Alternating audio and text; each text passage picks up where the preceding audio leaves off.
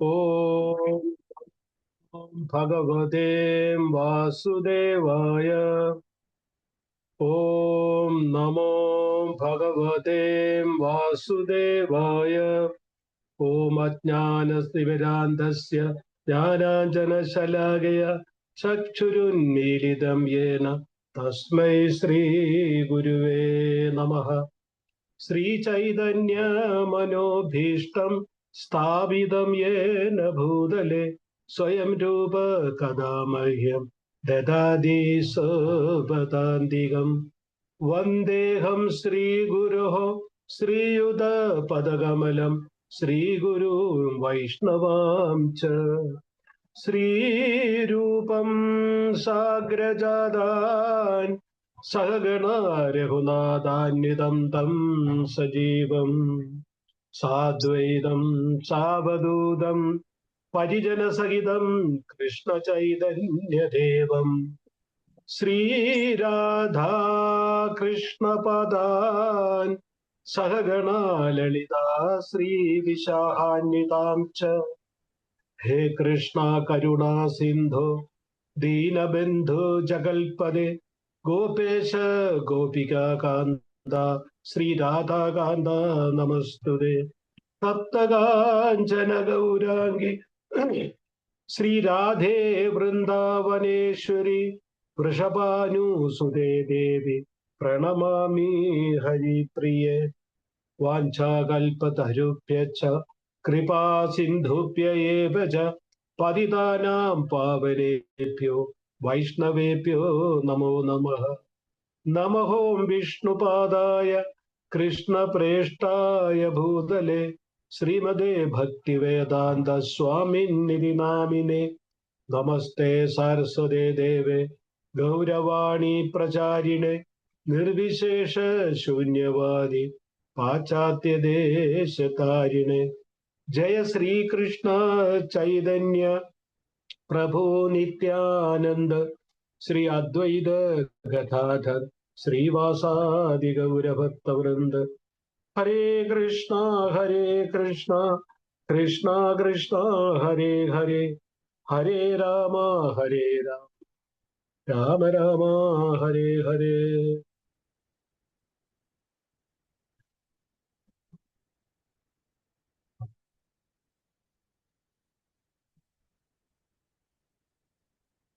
ഹരേ കൃഷ്ണ. എല്ലാവർക്കും ഇന്നത്തെ നമ്മളുടെ ക്ലാസ്സിലേക്ക് സുസ്വാഗതം. എല്ലാവർക്കും സുഖമാണെന്ന് വിചാരിക്കുന്നു. ഞാൻ ഇന്ന് ലൈവ് ചെയ്യുന്നത് ബാംഗ്ലൂരിൽ നിന്നാണ്. ഓണം പ്രമാണിച്ച് മക്കളുടെയൊക്കെ വന്നതാണ്. അതുകൊണ്ട് കഴിഞ്ഞ ആഴ്ച നമുക്ക് ക്ലാസ് വെക്കാൻ പറ്റില്ല. അതിനെല്ലാവരും ക്ഷമിക്കണം. കാര്യം അന്ന് ഞാൻ യാത്രയിലായിരുന്നു. ഈ സമയത്ത് ഞാൻ ഫ്ലൈറ്റ് വന്നായിരുന്നു, കാറിൽ വീട്ടിലോട്ട് വന്നുകൊണ്ടിരിക്കുകയായിരുന്നു. അപ്പൊ നമുക്ക് നേരെ നമ്മുടെ ക്ലാസ്സിലേക്ക് കടക്കും. നമ്മൾ ശ്രീമദ് ഭാഗവതത്തിന്റെ ഭാഗവത് പ്രവാഹം അതിന്റെ 16-ാമത്തെ എപ്പിസോഡാണ് നമ്മൾ ഇന്ന് ചർച്ച ചെയ്യുന്നത്. അപ്പൊ കഴിഞ്ഞ ക്ലാസ്സിൽ നമ്മൾ ചർച്ച ചെയ്തത് കുന്തി മഹാറാണിയുടെ പ്രാർത്ഥനയെ കുറിച്ചായിരുന്നു. അപ്പൊ കുന്തി മഹാറാണിയുടെ പ്രാർത്ഥന നമ്മൾ ചർച്ച ചെയ്ത് നിർത്തി. ഇന്ന് ഞാൻ പറഞ്ഞു യുധിഷ്ഠിർ മഹാരാജ ഭഗവാന്റെ അടുക്കലോട്ട് വരുന്നുണ്ടായിരുന്നു, അതിനെക്കുറിച്ച് ചർച്ച ചെയ്യാമെന്ന് വിചാരിച്ചത്. പക്ഷെ എന്തോ ഒരു ബ്രേക്ക് തരേണ്ടി വന്നു. എനിക്ക് കുന്തി മഹാറാണിയുടെ പ്രാർത്ഥന പരിപൂർണമായിട്ട് നമ്മൾ ചർച്ച ചെയ്തോ ഇല്ലയോ എന്നൊരു കുറ്റബോധം മനസ്സിൽ വന്നതുകൊണ്ട്, കാര്യം കുന്തി മഹാറാണിയുടെ പ്രാർത്ഥന എന്ന് പറഞ്ഞാൽ എല്ലാം ഉണ്ട്. ഫിലോസഫി, തത്വങ്ങളുണ്ട്, ഭക്തിയുണ്ട്, ഗ്ലോറിഫിക്കേഷനുണ്ട്, എല്ലാം ഉണ്ട് അതിനകത്ത്. അതുകൊണ്ട് തന്നെ ആ പ്രാർത്ഥന നമുക്കൊന്ന് വിശദമായിട്ട് ഒന്നുകൂടി ചർച്ച ചെയ്യാം. അതായത് ഏതൊരു പ്രാർത്ഥനയായാലും ശരി, ശ്രീമദ് ഭാഗവത്തിലെ ഏത് പ്രാർത്ഥന ആരുടെ എടുത്തോ അതിനകത്തുള്ള രണ്ട് വശങ്ങൾ നമുക്ക് കാണാം. ഒന്ന് ഭൗതികമായ വശവും ആധ്യാത്മികമായ വശവും. അതുകൊണ്ട് തന്നെ ആധ്യാത്മികമായ വശം ഒന്നുകൂടി ഒന്ന് ചർച്ച ചെയ്യാൻ നമുക്ക് അത്യാവശ്യമാണ്. ഭാനു നന്ദിനി മാതാജി ഒന്ന് മ്യൂട്ട് ചെയ്തേരെ.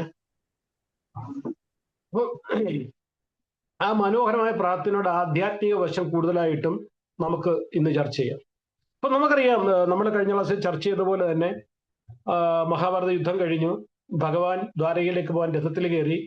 ആ സമയത്ത് ഉത്തര വിവശയായിട്ട് വന്നു ഭഗവാനോട് പ്രാർത്ഥിക്കുന്നുണ്ട്, എന്റെ ഗർഭസ്ഥ ശിശുവിനെ നശിപ്പിക്കാൻ ആരോ എന്തോ ചെയ്യുന്നുണ്ട്, വളരെ ശക്തിയുള്ള ഒരു തേജസ് എന്റെ നേരെ വരുന്നു. ഭഗവാൻ നമ്മൾ കണ്ടു, ആ ഗർഭസ്ഥ ശിശുവിനെ രക്ഷിച്ചു. അത് കഴിഞ്ഞ് പിന്നെ കുന്തിമാരി വന്നിട്ട് തന്റെ പ്രാർത്ഥന സമർപ്പിക്കുന്നത്. അപ്പൊ ആ മനോഹര പ്രാർത്ഥനയാണ് നമ്മൾ ചർച്ച ചെയ്തുകൊണ്ടിരിക്കുന്നത്. കഴിഞ്ഞ ക്ലാസ്സിൽ നമ്മൾ ചർച്ച ചെയ്തതുപോലെ എന്തുകൊണ്ടാണ് എല്ലാത്തിനും പോകുന്ന വില്ലാളി വീരന്മാരായ പാണ്ഡവർ തൊട്ടടുത്തുണ്ടായിട്ടും ആദ്യം ഉത്തരയും പിന്നെ കുന്തിമാറാണിയും രക്ഷയ്ക്കായിട്ട് ഭഗവാനെ പ്രാർത്ഥിക്കുന്നത്? ഈ അവർക്ക് പാണ്ഡവരോടുള്ള വിശ്വാസക്കുറവുകൊണ്ടല്ല. പാണ്ഡവർക്ക് എന്തും ചെയ്യാൻ കഴിയും. പരീക്ഷിത്ത് മഹാരാജാവിന് ശാപം കിട്ടിയപ്പോ ശൃംഗിയെ വേണമെങ്കിൽ പരീക്ഷിത്ത് മഹാരാജന് തിരിച്ച് ശാപം കൊടുക്കാമായിരുന്നു. കരിയെ പിടിച്ചു കെട്ടി, ചെയ്തില്ല. അതപ്പം അവർക്കറിയാം എന്താണ് ഭഗവാൻ ആഗ്രഹിക്കുന്നത്, അത് നടക്കട്ടെന്നാണ്. ഇവിടെ ഉത്തരയും കുന്തിമാറാണിയും ഭഗവാനെ വിളിച്ച് പ്രാർത്ഥിക്കാനുള്ള കാരണം എന്ന് ചോദിച്ചു കഴിഞ്ഞാൽ, ഏത് ആപത്തിൽ നിന്നും തന്റെ ഭക്തരെ രക്ഷിക്കുവാൻ ഭഗവാൻ കാണുമെന്നുള്ള ഉത്തമമായ വിശ്വാസം. ഭഗവാന് മാത്രമേ തന്റെ എല്ലാ രക്ഷയ്ക്കും കാരണഭൂതനാകാൻ കഴിയുകയുള്ളൂ എന്നുള്ള വിശ്വാസം. ആ വിശ്വാസമാണ് പാണ്ഡവരവിടെ ഉണ്ടായിട്ടും ഉത്തരയും പിന്നീട് കുന്തിമറാണിയും ഭഗവാനോട് പ്രാർത്ഥിക്കുന്നത്. കുന്തിമറാണിയൊന്നും ആവശ്യപ്പെടുന്നില്ല, ഉത്തര ആവശ്യപ്പെടുന്നു. ഇപ്പൊ ഭാഗവതത്തിൽ 10 വിഷയങ്ങളാണ് ചർച്ച ചെയ്തിട്ടുള്ളത്. അത്രസർഗം വിസർഗിച്ച സ്ഥാനം പോഷണം ഊതയ മന്വേന്ദ്രിയസാനുഗതയ നിരോധം മുക്തിരാശ്രയ. അതില് പോഷണം എന്ന് പറഞ്ഞാൽ പ്രൊട്ടക്ഷൻ. ഭക്തൻ അറിയാതെ ഒരു തെറ്റ് ചെയ്താൽ പോലും ഭഗവാൻ അതെല്ലാം മറന്നുകൊണ്ട് തന്റെ ഭക്തരെ ഏത് സമയത്തും രക്ഷിക്കും, ഏത് ആപത്തിൽ നിന്നും രക്ഷിക്കും. അതിനുവേണ്ടി ഭഗവാൻ തയ്യാറാണ്. ഭക്താവിന്റെ ചെറിയ ചെറിയ തെറ്റുകളൊക്കെ ഭഗവാൻ കണ്ടില്ല എന്ന് നടിക്കും. പക്ഷെ ഭഗവാൻ വേണ്ടി ചെറിയൊരു സേവ ആരെങ്കിലും ചെയ്തു കഴിഞ്ഞാൽ കണ്ണിങ്ങനെ ഇമ വെട്ടാതെ അത് മാത്രം ഭഗവാൻ നോക്കും. ഒരു പുഷ്പം പോലും ഭഗവാന് നമ്മൾ സമർപ്പിക്കുമ്പം ഭഗവാൻ വളരെ പ്രേമപൂർവ്വം അത് സ്വീകരിക്കും. അതേ ഭക്തർ എന്തെങ്കിലും ചെറിയ തെറ്റ് കഴിഞ്ഞാൽ 1, 2, 3 പ്രാവശ്യം ഭഗവാൻ കണ്ണടയ്ക്കും.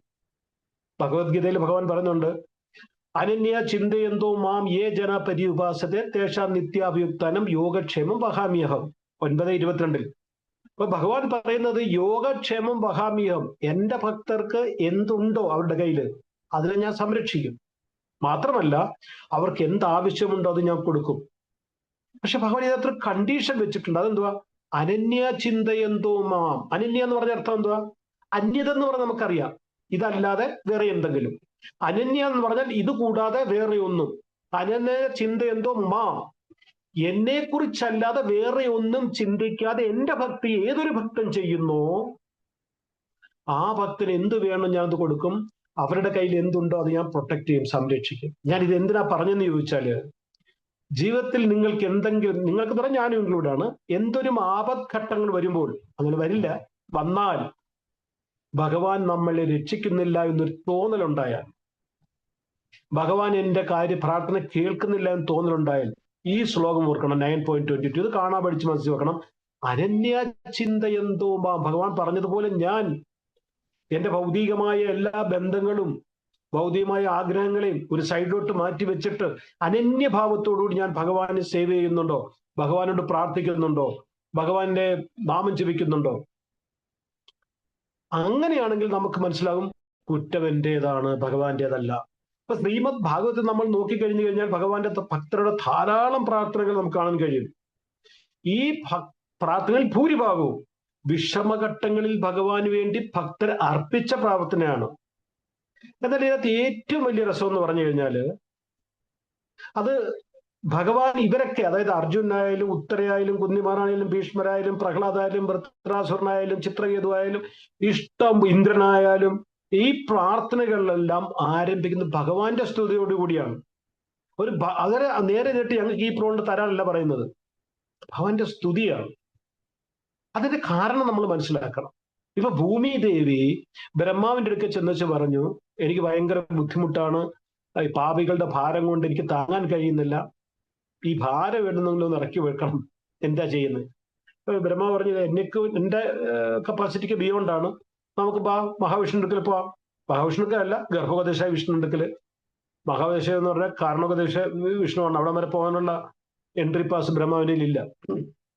അദ്ദേഹം ക്ഷീർസാഗർ വിഷ്ണുവിന്റെ അടുക്കലാണ് പോകുന്നത്. ക്ഷീർസാഗർ വിഷ്ണു എന്ന് പറഞ്ഞാൽ ഗർഭോപദേശ വിഷ്ണുവിന്റെ അടുക്കല് ചെന്നിട്ട് അദ്ദേഹം പ്രാർത്ഥിക്കുന്നത് സഹർഷ ശീർഷ പുരുഷ സഹസ്രാക്ഷ സഹസ്രപാദ് സഭൂമിം വിശ്വതോ വൃത്വ അതിദൃഷ്ടാദശാങ്കുലം. സഹസ്ര ശീർഷ 1000 തലകളും 1000 കണ്ണുകളും. ഇത് പുരുഷ സൂക്തമാണ് ചൊല്ലുന്നത്. അപ്പൊ അവിടെ ചെന്നിട്ട് പറഞ്ഞാൽ മതി, ഞാൻ ഭൂമിദേവിയും കുട്ടി വന്നിരിക്കുകയാണ്, പുള്ളിക്കാരിക്ക് കുറച്ച് പ്രശ്നങ്ങളുണ്ട് പറയാൻ, ഒന്ന് സാധിച്ചു കൊടുക്കണേ എന്ന് പറഞ്ഞാൽ മതിയല്ലോ. ഇല്ല. എന്നാൽ ബ്രഹ്മാവിനുള്ള നേരിട്ടുള്ള കാര്യം പറയാതെ തന്നെ അദ്ദേഹം പുരുഷ സൂക്തം കൊണ്ട് ഭഗവാനെ ഗ്ലോറിഫൈ ചെയ്യാം. എന്താണെന്ന് ഞാൻ പറഞ്ഞെന്ന് ചോദിച്ചാൽ, ഞാൻ നേരത്തെ പറഞ്ഞ പോലെ പ്രഹ്ലാദായാലും ശരി, ധ്രുവ മഹാരാജായാലും ശരി, അർജുനായാലും ശരി, ഉത്തരയായാലും ശരി, കുന്തി മഹാറാണി ശരിയെല്ലാം, ഇവരുടെ എല്ലാം ജീവിതത്തിൽ പ്രശ്നങ്ങൾ വരുമ്പോൾ ഓടിച്ചെന്ന് എന്റെ പ്രശ്നങ്ങൾ മാറ്റണമെന്നല്ല, ഈ വിഷമഘട്ടങ്ങളെ ഭഗവാനെ സ്മരിക്കാൻ വേണ്ടിയാണ് അവർ ഉപയോഗിക്കുന്നത്. ഭഗവാനുമായിട്ടുള്ള കണക്ഷൻ കൂടുതൽ ദൃഢമാകാൻ വേണ്ടിയാണ് അവർ ഉപയോഗിക്കുന്നത്. അല്ലാതെ നേരിട്ട് എന്ന് ഇങ്ങത്താ എന്തെങ്കിലും ചോദിക്കുകയല്ല. വിഷമഘട്ടങ്ങൾ ഇവരുടെയൊക്കെ ജീവിതത്തിൽ വന്നതിന്റെ 1% വിഷമഘട്ടങ്ങൾ നമ്മളുടെ ജീവിതത്തിൽ വരത്തില്ല. അപ്പൊ നമ്മളുടെ ജീവിതത്തിൽ വിഷമഘട്ടങ്ങൾ വരുമ്പോൾ നമ്മളുടെ ഭക്തി കൂടുതൽ സ്ട്രോങ് ആക്കാനും കൂടുതൽ നമ്മൾ ഭഗവാനെ സ്മരിക്കാനും വേണ്ടിയാണ് ഉപയോഗിക്കേണ്ടത്. അതാണ് നമ്മൾ ഭാഗവത്തിൽ നിന്നും പഠിക്കേണ്ടത്. പ്രഹ്ലാദ് മഹാരാജിന്റെ പ്രാർത്ഥന നമുക്ക് നോക്കിയാൽ തന്നെ ജീവിതത്തിൽ ഒരു വ്യക്തിക്ക് സംഭവിക്കാവുന്നതിൽ വെച്ച് ഏറ്റവും വലിയ ദുരന്തം, ഏറ്റവും വലിയ ആപത്ഘട്ടം, അതായത് സ്വന്തം പിതാവ് 5 വയസ്സുള്ള മകനെ കൊല്ലാൻ വേണ്ടി എന്തെല്ലാം ചെയ്തു. ഭാഗവതം വായിച്ചവർക്കും നമ്മൾ കേട്ടതുമാണ് ഇഷ്ടം പോലെ. ഒരൊറ്റ പ്രാവശ്യമെങ്കിലും പ്രഹ്ലാദ് മഹാരാജ് പറഞ്ഞിട്ടുണ്ടോ, നാരായണ എന്നെ രക്ഷിക്കണേ, എന്റെ അച്ഛൻ ഭയങ്കര ഒരു രാക്ഷസനാ, ദേവന്മാർക്ക് പോലും പേടിയാ, എനിക്ക് 5 വയസ്സേ ഉള്ളൂ? ഒരിക്കലും ഇല്ല. പുള്ളി നാരായണ ജപിച്ചോടക്കടെ എന്ത് സംഭവിച്ചോട്ടെ, എന്ത് വന്നാലും അത് ഭഗവാന്റെ പ്രസാദമായിട്ട് സ്വീകരിക്കാൻ അദ്ദേഹം തയ്യാറായിരുന്നു. അദ്ദേഹം അതുപോലെ തന്നെ നമ്മളുടെ ജീവിതത്തിൽ വിഷം വരുമ്പോൾ മാല എടുത്ത് വെച്ച് ജപിക്കുക, തീർച്ചയായിട്ടും ഭഗവാൻ നമ്മളെ രക്ഷിച്ചിരിക്കും. ഇവിടെ പ്രഹ്ലാദ് മഹാരാജന്റെ ജീവൻ മാത്രമല്ല ഭഗവാൻ രക്ഷിച്ചത്, അദ്ദേഹത്തിന്റെ ബോധത്തെ, അദ്ദേഹത്തിന്റെ ചിത്തത്തെ, അദ്ദേഹത്തിന്റെ അവബോധത്തെ, അദ്ദേഹത്തിന്റെ ഭക്തിയെ, അദ്ദേഹത്തിന്റെ പ്രേമത്തെ എല്ലാം ഭഗവാൻ സൂക്ഷിച്ചു, രക്ഷിച്ചു. ഇല്ലെങ്കിൽ തളർന്നു പോയേനെ. ഹിരണ്യകശിപുവിനെ പോലെ ഇത്രയും ദുഷ്ടനായ ഒരു വ്യക്തിയുടെ മുമ്പിൽ തളരാതെ നിൽക്കാൻ പ്രഹ്ലാദിനെ സഹായിച്ചെന്താണ്? ഭഗവാന്റെ പവിത്രനാമം. അത് നമ്മുടെ കയ്യിലുണ്ട്. പിന്നെ നമ്മൾ എന്തിനാ ഭയക്കുന്നത്? ജീവിതത്തിൽ ഏതൊരവസരം വന്നാലും ശരി, എന്ത് ബുദ്ധിമുട്ട് വരുമ്പോഴും അത് ഭഗവാനെ കൂടുതൽ സ്മരിക്കാനുള്ള അവസരമായിട്ട് ഉപയോഗിക്കണം. അങ്ങനെ അനന്യഭാവത്തോടെ നമ്മൾ ചിന്തിക്കുമ്പോൾ, അനന്യ ചിന്തയെന്തോ മാം യേ ജന പര്യുപാസതേ, അങ്ങനെയുള്ള ആൾക്കാർക്ക് തേഷാ നിത്യാഭിയുക്താനാം യോഗക്ഷേമം വഹാമി അഹം. ഞാനിതൊരു ഇൻട്രൊഡക്ഷൻ ആയിട്ട് പറഞ്ഞതേ ഉള്ളൂ. ഇവിടെ നമ്മൾ കുന്തിമഹാരാജന്റെ പ്രാർത്ഥനയാണ് ചർച്ച ചെയ്യുന്നത്. കുന്തിമഹാരാജന്റെ പ്രാർത്ഥനയിൽ മൊത്തം നിറഞ്ഞു നിൽക്കുന്ന ഗ്രാറ്റിറ്റ്യൂഡാണ്, അതായത് കൃതജ്ഞത. ഭഗവാൻ എന്ത് ചെയ്തില്ലെന്നല്ല, ഭഗവാൻ എന്തെല്ലാം ചെയ്തു എന്നാണ് കുന്തി മഹാറാണി പറയുന്നത്. അതിനേക്കാൾ എനിക്ക് ഏറ്റവും ഇഷ്ടപ്പെട്ടത്, എന്തെല്ലാം നല്ല കാര്യങ്ങൾ അവരുടെ ജീവിതത്തിൽ വന്നു, ഏതെല്ലാം ആപത്തിൽ നിന്ന് അവർ രക്ഷപ്പെട്ടു, അതൊന്നും ഞങ്ങളുടെ മക്കളുടെ കഴിവ് കൊണ്ടോ എന്റെ കഴിവ് കൊണ്ടോ എന്നല്ല, മറിച്ച് അതെല്ലാം ഭഗവാന്റെ കൃപയായിട്ടാണ് കുന്തി മഹാറാണി കാണുന്നത്. കാരണം ഒരു ഭക്തന്റെ ജീവിതത്തിൽ നല്ലത് വന്നാലും ചീത്ത വന്നാലും അത് ഭഗവാന്റെ സാങ്ഷൻ ഉണ്ടായിരിക്കും. അതായത് കുന്തി മഹാറാണിയുടെ പ്രാർത്ഥനയിൽ നമുക്ക് ഏറ്റവും ആദ്യം പഠിക്കാനുള്ള കൃതജ്ഞതയാണ്. എന്തെല്ലാം നമുക്ക് ഭഗവാൻ തന്നിട്ടുണ്ടോ അതെല്ലാം ഭഗവാൻ കൃതജ്ഞയോട് ഓർക്കണം. ഞാൻ എൻ്റെ ഒരു അനുഭവം പറയാൻ ആഗ്രഹിക്കുന്നു. 2014 ജന്മാഷ്ടമി. അപ്പൊ ഞാൻ വന്നിട്ട് ഭക്തി കൊണ്ട് 2 വർഷമായി. അന്ന് ഇസ്കോൺ അമ്പലത്തില് ജന്മാഷ്ടമി എന്ന ബ്രജവിഹാരി പ്രഭു ആയിരുന്നു ബോംബെയിൽ നിന്ന്. നിങ്ങൾക്കൊക്കെ അറിയാമായിരിക്കും അദ്ദേഹത്തെ. അദ്ദേഹത്തിന്റെ പ്രഭാഷണം നടന്നുകൊണ്ടിരിക്കുകയാണ്. ഏതാണ്ട് 9:30 ആയപ്പോൾ തുടങ്ങിയത് 12 മണിക്കാണ് തീർന്നത്. അപ്പൊ അദ്ദേഹം, അപ്പൊ ഞാൻ ബാൽക്കണി നിന്ന് കേട്ടത്, ഭയങ്കര തിരക്കായിട്ട് ബാൽക്കണി ഇരുന്ന് കേൾക്കുമായിരുന്നു. അപ്പൊ അദ്ദേഹം പറഞ്ഞു, കൃതജ്ഞത നമുക്കില്ല, നമ്മൾ ഭഗവാനെ കൃതജ്ഞയോടെ സ്മരിക്കാറില്ല. നമുക്ക് എന്തെല്ലാം ചെയ്തു എന്നുള്ളതല്ല, എന്തെല്ലാം ചെയ്തില്ല എന്നാണ് നമ്മൾ എപ്പോഴും ആലോചിക്കുന്നത്. ഒരു വർഷം മഴ കുറഞ്ഞാൽ, മഴ പെയ്തില്ലെങ്കിൽ നമ്മൾ മുകളിലോട്ട് നോക്കും. ആവശ്യത്തിൽ മഴ തന്നു കഴിഞ്ഞാൽ നോക്കില്ല, ആവശ്യത്തിൽ കൂടുതലായാലും മേളിലോട്ട് നോക്കും. പക്ഷെ ആവശ്യത്തിന് മഴ തന്നാൽ ഒരിക്കൽ പോലും നമ്മൾ ഭഗവാനോട് നന്ദി രേഖപ്പെടുത്തില്ല. അപ്പൊ ഞാൻ ഇവിടുന്ന് ആലോചിച്ചു, എന്റെ കൃഷ്ണ, എനിക്ക് എന്തെല്ലാം അങ്ങ് തന്നു, എനിക്ക് ജോലി, ഗവൺമെന്റ് സർവീസ് തന്നു, നല്ലൊരു ഭാര്യയെ തന്നു, നല്ല 2 മക്കളെ തന്നു, ആരോഗ്യമുള്ള ഒരു ശരീരം തന്നു, നല്ലൊരു കുടുംബത്തിൽ ജനനം തന്നു. ഒന്നും എനിക്ക് വീട്ടിൽ നിന്ന് പോയിട്ട് തരത്തിലുള്ള ജോലി, ഇതെല്ലാം എന്തൊക്കെയാ ഞാൻ ഓർത്തില്ലല്ലോ കൃഷ്ണ. എനിക്ക് പശ്ചാത്താപം തോന്നി. അപ്പൊ നമ്മളുടെ മനസ്സിലുള്ള ഭാവങ്ങൾ ഇറക്കി വെക്കാൻ പറ്റുന്ന കവിതയാണ് കവിത എഴുതാൻ. എനിക്ക് കവിത ഇഷ്ടമല്ല, മലയാളം കവിത പോലും ഞാൻ വായിക്കാറില്ല. എനിക്ക് അറിയത്തില്ല, മനസ്സിലാകത്തില്ല. അപ്പൊ ഞാൻ വിചാരിച്ച, ഭഗവാനെ എനിക്ക് അറിയാൻ കഴിയുന്നില്ലല്ലോ, അറിയാൻ പറ്റുമായിരുന്നെങ്കിൽ ഞാൻ കവിത എഴുതിയിരുന്നു. അത് കഴിഞ്ഞ് പ്രവചനം കഴിഞ്ഞു, വന്നു, സ്കൂട്ടർ സ്റ്റാർട്ട് ചെയ്ത് ഞാൻ വീട്ടിലോട്ട് 4 കിലോമീറ്ററേ ഉള്ളൂ വീട്ടിലോട്ട് പോകാൻ. എന്റെ മനസ്സിൽ ഇങ്ങനെ ഒഴുകുകയായിരുന്നു വരികൾ, ഇങ്ങനെ ഒഴുകുകയാണ് ഇംഗ്ലീഷിൽ. അതായത് അമ്മയുടെ ഗർഭപാത്രത്തിൽ കിടന്നണം മുതൽ അന്ന് വരെയുള്ള സംഭവങ്ങൾ, 50 വർഷത്തെ എന്റെ ജീവിതം ശ്ലോക രൂപത്തിൽ ഇങ്ങനെ ഒഴുകുകയാണ്. എനിക്ക് അറിയുന്നില്ല ഇത് എവിടുന്ന് വരും. അതിലും മഴ പെയ്യുന്ന പോലെ വരികയാണ്, ഓരോ പട്ടന്ന് വരികയാണ്. ഞാൻ വീട്ടിൽ വന്ന് തുളസിയോട് പറഞ്ഞു, തുളസി ഇങ്ങനെയാണ്. തുളസി പറഞ്ഞ പേപ്പർ എടുത്ത് എഴുതി വെക്കില്ലേ, മറന്നു. എനിക്ക് എഴുതുന്ന ഇല്ല. ഞാൻ ഓഫീസിൽ പോയിട്ട് എന്റെ കമ്പ്യൂട്ടറിൽ ഇരുന്ന് ടൈപ്പ് ചെയ്യത്തോളൂ. ഞാൻ പറഞ്ഞു മറക്കത്തില്ല, പിറ്റേ ദിവസം ചെയ്യാന്ന് പറഞ്ഞു. പിറ്റേ ദിവസം നമ്മുടെ ഗർഭപാത്രത്തിലെ പ്രസവിച്ചപ്പോൾ എല്ലാവരും ചിരിക്കുമായിരുന്നു, ഞാൻ കരയുമായിരുന്നു. എന്നെ ആശ്വസിപ്പിക്കാൻ ഭഗവാനേ ഉള്ളൂ. തൊട്ടിയിൽ കിടന്ന് ഞാൻ കരഞ്ഞപ്പോൾ ഭഗവാൻ മാത്രമേ ഉള്ളായിരുന്നു. ഞാൻ മുട്ടയിൽ എഴിയാനും നടന്നക്കാനും തുടങ്ങിയപ്പോൾ ഞാൻ വീണപ്പോൾ എല്ലാവരും കൈകൊട്ടി ചിരിച്ചു. ശരിയല്ല, ഇതൊക്കെ കുട്ടികൾ വീഴുമ്പോഴും കഴിയുമ്പോഴേക്കും ആൾക്കാർ ചിരിക്കും. പക്ഷെ ഭഗവാനെ അങ്ങ് മാത്രമല്ലായിരുന്നു. തൊട്ടിയിൽ ഒറ്റയ്ക്ക് കിടന്ന് ഉറങ്ങി എന്നെ താരാട്ട് പാട്ടി ഉറക്കിയത് അങ്ങാണ്. ഞാൻ വളർന്നു കഴിഞ്ഞപ്പോൾ അങ്ങനെ പല രൂപത്തിലും വന്നെന്നെ എനിക്ക് അറിവ് പകർന്നു വന്നു. എന്റെ മുമ്പിൽ ഡോക്ടറായിട്ട് വന്നതും ടീച്ചറായിട്ട് വന്നതും എല്ലാം അങ്ങ് തന്നെയാണ്. അങ്ങനെ പറഞ്ഞു എനിക്ക് ആവശ്യമുള്ളപ്പോൾ ജോലി തന്നു. എന്റെ ഭാര്യയെ ഞാൻ സ്നേഹിച്ചപ്പോൾ എല്ലാവരും എതിർത്തപ്പോൾ അങ്ങ് എനിക്ക് വിവാഹം നടത്തി തന്നു. എനിക്ക് നല്ലൊരു മകനെയും മകളെയും തന്നു. ഇങ്ങനെ പറഞ്ഞു ഞാൻ ഇത്ര മണ്ടനാണ്. എല്ലാ വരിയുടെ 4 വരും നല്ലൊരു ശ്ലോകം ഇപ്പൊ എന്റെ വീട്ടിലിരിപ്പുണ്ട്. അവസാനം ഞാൻ പറഞ്ഞു, ഇതിനൊന്നും ഞാൻ കൃതജ്ഞത അർപ്പിച്ചില്ല, ഞാൻ എത്ര മണ്ടനാണ്. എങ്ങനെ കൃതജ്ഞത അറിയിക്കണമെന്ന് എനിക്കറിയില്ല. എന്റെ കണ്ണിൽ നിന്ന് ഇങ്ങനെ കണ്ണുനീര് വീഴുമായിരുന്നു. ഓഫീസിൽ തന്നെ ഇരുന്നുണ്ട് ഇത് ഓർത്തിട്ട്. അപ്പൊ ഞാൻ പറയും, ഈ കണ്ണിൽ നിന്ന് ഇറ്റി വീഴുന്ന ഒരു തുള്ളി കണ്ണുനീരും അങ്ങയ്ക്ക് സമർപ്പിക്കാനുള്ള കൃതജ്ഞതയായിട്ട് സ്വീകരിച്ച് അറിയിക്കണം. 50 വർഷം എടുത്ത് ഞാൻ അങ്ങേ ഒന്ന് സ്മരിക്കാൻ ഞാൻ ഇനി ഒരിക്കലും അങ്ങ് മറക്കില്ല എന്ന് പറയാൻ കവിത. പറഞ്ഞതിന്റെ അർത്ഥം, കൃതജ്ഞ നമ്മുടെ ജീവിതത്തിലോട്ട് നമ്മൾ നോക്കിക്കഴിഞ്ഞാൽ എന്തെല്ലാം നമുക്ക് കിട്ടിയിട്ടുണ്ടെന്നുള്ളത്, നമ്മൾ എന്തെങ്കിലും കിട്ടിയില്ലെങ്കിൽ അതിനെ ഓർത്ത് നമ്മൾ കുറ്റപ്പെടുത്തും. രണ്ടാമത് കുന്തിമാരുടെ പ്രാർത്ഥന എന്ന് പഠിക്കാനുള്ള ഹെർ ഡിപ്പെൻഡൻസി ഓൺ കൃഷ്ണ. അതായത് മക്കൾ 5 പേരും, അതായത് അന്നും ഇന്നും എന്നും ഈ ഭൂമിയിൽ ജീവിച്ചിരുന്നവരിൽ ഏറ്റവും ശക്തരായിട്ടുള്ള അർജുനനും ഭീമനും ധർമ്മനും ധർമ്മരാജാവും നകുലും സഹദേവനും ഒക്കെ ഉണ്ടായിട്ടും, അതായത് ആയുധബലം കൊണ്ടായാലും ശരി, ശാരീരികക്ഷമത കൊണ്ടായാലും ശരി, സമ്പത്ത് കൊണ്ടാണെങ്കിലും ശരി, അവരെ കുരുക്ഷേത്രത്തിൽ ജയിച്ചു കഴിഞ്ഞാണ് ഈ സമ്പത്ത്.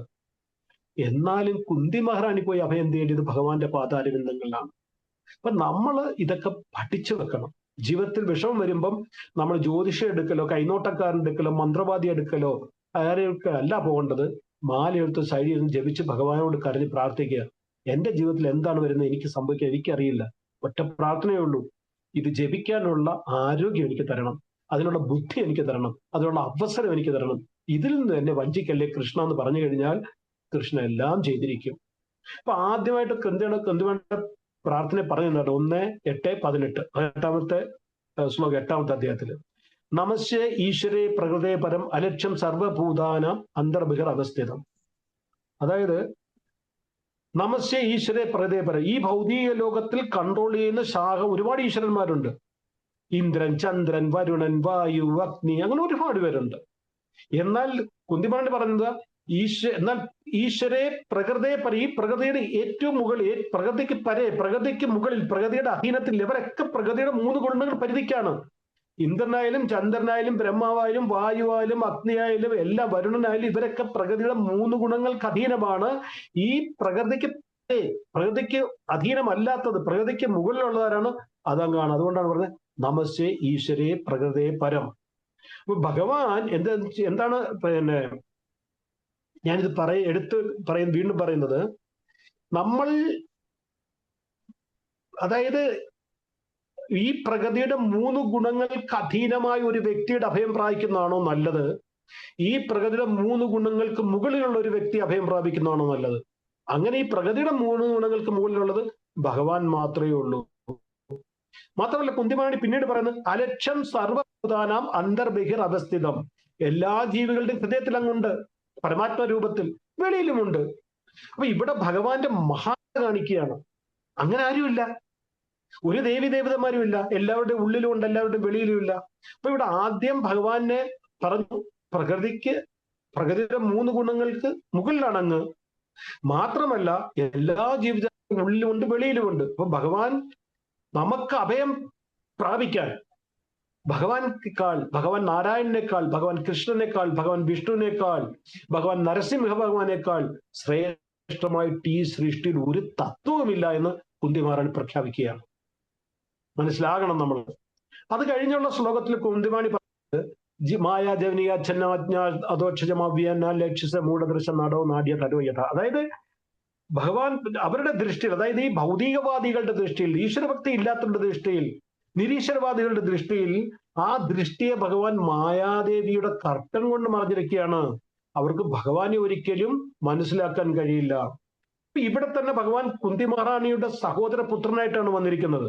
എന്നാൽ കുന്തി മഹാറാണി ഭഗവാനെ കാണുന്നത് തന്റെ നെഫ്യൂ ആയിട്ടല്ല, മറിച്ച് പരംപുരുഷോത്തൻ ഭഗവാനായിട്ടാണ്. കാരണം കുന്തി മഹാൻ ദൃഷ്ടിയാണ്, ആധ്യാത്മിക ദൃഷ്ടി കൊണ്ടാണ് കുന്തി മഹാറാണി ഭഗവാനെ നോക്കുന്നത്. അല്ലായിരുന്നെങ്കിൽ മോനെ മരിമോനെ എന്ന് വിളിച്ചേനെ. അങ്ങനല്ല, പരംപുരുഷൻ ഭഗവാനായിട്ടാണ് കുന്തി മഹാറാണി ഭഗവാനെ കാണുന്നത്. കുന്തി മഹാറാണിയുടെ സഹോദരപുത്രനായിട്ടല്ല കാണുന്നത്. അപ്പൊ കുന്തി മഹാറാണിയുടെ ദൃഷ്ടി ഒരു ഭൗതികവാദിയുടെ അല്ല, മറിച്ചൊരു ആധ്യാത്മികവാദിയുടെയാണ്. അങ്ങനെ 3 ശ്ലോകം, ആദ്യത്തെ 3 ശ്ലോകങ്ങൾ വളരെ ചുരുക്കി ഞാൻ ചർച്ച ചെയ്തു, കാരണം ആൾറെഡി നമ്മൾ ചർച്ച ചെയ്തിട്ടുള്ളതാണ്. പക്ഷെ എനിക്കൊരു തൃപ്തി വന്നില്ല, അതുകൊണ്ടാണ്.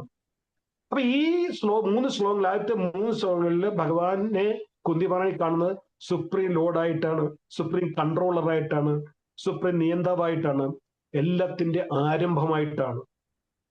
അതിനുശേഷം 21ാമത്തെ ശ്ലോകത്തിൽ കുന്തി മഹാറാണി പ്രാർത്ഥിക്കുന്നതാണ് കൃഷ്ണായ വാസുദേവായ ദേവകീ നന്ദനായ ച നന്ദഗോപകുമാരായ ഗോവിന്ദായ നമോ നമഃ. കൃഷ്ണായ വാസുദേവ, ഹേ കൃഷ്ണ, അങ്ങ് വാസുദേവപുത്രനാണ്, വസുദേവപുത്രനാണ്, അതുകൊണ്ടാണ് അങ്ങേ വാസുദേവൻ എന്ന് വിളിക്കുന്നത്. മാത്രമല്ല ദേവകീ നന്ദനായ ച, അങ്ങ് വസുദേവപുത്രൻ മാത്രമല്ല ദേവകീ പുത്രൻ കൂടിയാണ്. കൃഷ്ണായ വാസുദേവായ ദേവകീ നന്ദനായ നന്ദഗോപകുമാരായ ഗോവിന്ദായ നമോ നമഃ. ഒരേ സമയം അങ്ങ് വസുദേവപുത്രനും ദേവകീ പുത്രനുമാണ്, അതേ സമയത്ത് തന്നെ അങ്ങ് നന്ദഗോപരുടെ പുത്രനുമാണ്, യശോദമയ്യയുടെ പുത്രനുമാണ്. പിന്നെയോ ഗോവിന്ദായ നമോ നമഃ, അങ്ങ് ഗോക്കൾക്ക് ആനന്ദം പകരുന്നവനാണ്. മാതാപിതാക്കൾക്ക് മാത്രമല്ല, ഗോക്കളെയും അങ്ങ് സംരക്ഷിക്കുന്നു, ഗോക്കൾക്കും ആനന്ദം പകരുന്നു. ഇപ്രകാരം അതാ ദേവി ഭഗവാനെ പ്രകീർത്തിക്കുകയാണ്. ഞാൻ കൂടുതൽ ഫാസ്റ്റ് ആയിട്ടാണോ പോകുന്നത്? ആരെങ്കിലും ഒന്ന് പറഞ്ഞ്. Hare Krishna, is it okay? Slow ആക്കണോ? ഹരേ കൃഷ്ണ, ആരെങ്കിലും പറ. ഹരികൃഷ്ണൻ പ്രഭു, സ്പീഡ് കൂടുതലാണോ? ഇല്ല പ്രഭു, ഓക്കെ.